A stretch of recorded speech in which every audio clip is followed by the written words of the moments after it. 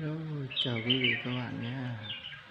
Sáng ra thấy một đàn chim chào mào đang hót. Mời quý vị các bạn nghe tiếng chim hót nha. Đấy, rất là nhiều, 5-6 con. Đấy.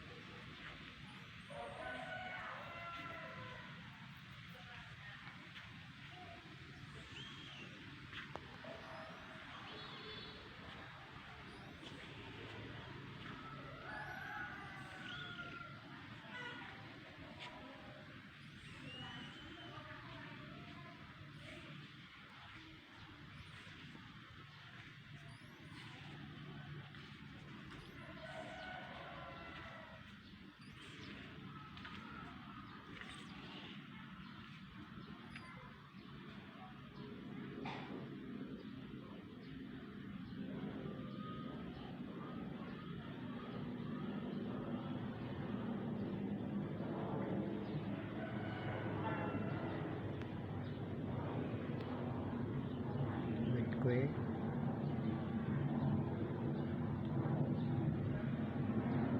mùa này nên tốt Ôi,